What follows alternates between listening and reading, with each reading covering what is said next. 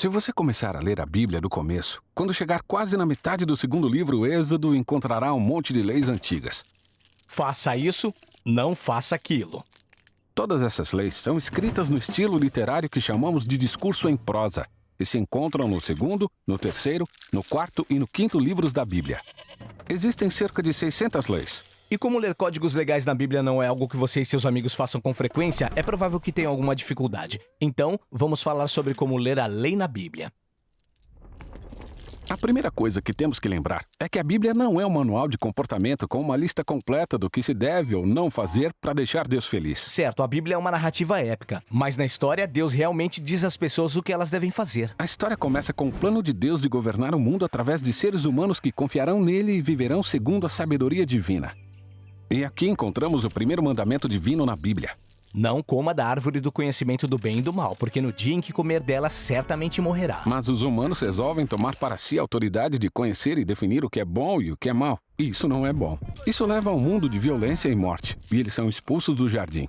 Certo, então essa foi a primeira lei na Bíblia? Esse é o primeiro mandamento divino que convida pessoas a confiarem em Deus e viverem segundo sua sabedoria. Embora não faça parte das leis dadas a Israel, ele é um presságio, já que as leis também são convites para que confiassem na sabedoria de Deus. Então quando chegaram essas leis de Israel? A história é essa. Israel está escravizado no Egito, e Deus liberta os israelitas e os convida para uma relação de aliança com ele, como um casamento. E as leis são os termos dessa aliança. Então temos um registro com todas as leis que Deus deu a Israel? Na verdade, não temos todas as leis, só exemplos. Esses exemplos são estrategicamente colocados entre histórias que mostram que Israel está sempre violando as leis. Ah, e assim eu consigo ver que os israelitas não são diferentes dos humanos no jardim. Não confiam em Deus nem vivem segundo sua sabedoria. Exato. E isso leva a um novo ciclo de tragédia, violência e morte.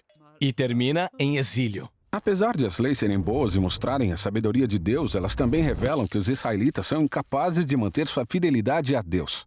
Estou entendendo. Mas quando eu leio as leis, vejo muitas coisas estranhas, como não permitir que roupas sejam feitas com 2 tipos de tecidos diferentes. O que isso tem a ver com a sabedoria de Deus? Certo, é importante entender que muitas dessas leis são símbolos rituais antigos que separavam Israel, ou seja, que os tornavam santos. Algumas leis tornavam Israel diferente das nações vizinhas, enquanto outras mantinham o povo longe de coisas que na sua cultura simbolizavam a morte, a destruição e corrupção moral. Tá certo, mas e quanto aos sacrifícios dos animais? Os sacrifícios também eram símbolos rituais que ligavam o povo a Deus.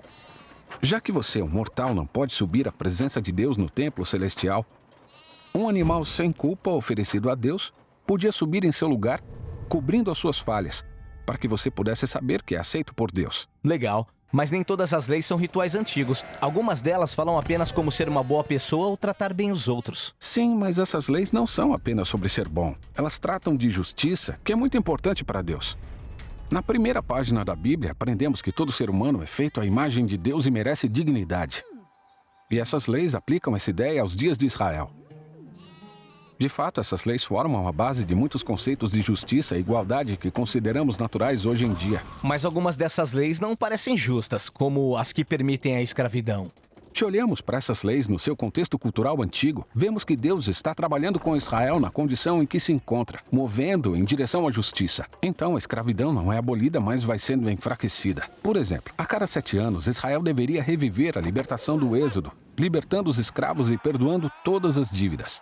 Isso era algo revolucionário no mundo antigo. Certo. Mas e as leis sobre o descanso no sábado, no 7º dia, e todas as festas de 7 dias? Para que tanto o número 7? Bom, todas essas leis sobre o tempo sagrado estão ligadas à narrativa da criação em Gênesis. Deus cria a ordem a partir do caos em 6 dias, e cada um deles tem princípio e fim bem definidos. Mas quando chega no 7º dia, ele não tem fim. É porque ele mostra que o ideal é que os seres humanos colaborem com Deus tanto no seu governo como no seu descanso. Todas essas festas de 7 dias são rituais que simbolizam o verdadeiro propósito e o futuro da humanidade. Certo? Então todas essas leis dadas a Israel podem se encaixar naquelas categorias básicas. Sim, e cada categoria expressa um ideal central da sabedoria de Deus. As leis mostram como esses ideais seriam aplicados na cultura do Israel antigo. Mas como a história deixa claro, Israel falhou várias e várias vezes no cumprimento da lei. Como Deus fará com que os seres humanos confiem na sua sabedoria? Bom, Moisés e os profetas que vieram depois dele confiavam que um dia Deus transformaria o coração humano para que as pessoas pudessem ser parceiras fiéis na aliança, confiando na sabedoria divina. E isso nos leva à história de Jesus. Exatamente, Jesus disse que veio para cumprir a lei. Certo, ele foi o parceiro fiel da aliança, aquele que Israel e toda a humanidade foi criada para ser, mas todos falharam. Jesus viveu segundo os ideais divinos que baseavam essas leis. E ele ensinou que todas as leis são cumpridas quando amamos a Deus e o próximo como a nós mesmos. E Jesus prometeu que o Espírito de Deus viria e transformaria os seus seguidores para que eles também pudessem viver assim. Quando nós, seguidores de Jesus, lemos essas leis hoje, devemos nos lembrar de que elas foram dadas a Israel no contexto cultural antigo. Mesmo que tentássemos, não seria possível seguir essas leis. Mas o que nós podemos fazer é ver a sabedoria de Deus nas leis. Certo, e confiar que o Espírito de Deus pode nos guiar para seguirmos essa sabedoria, à medida que aprendemos a amar a Deus e o próximo como a nós mesmos.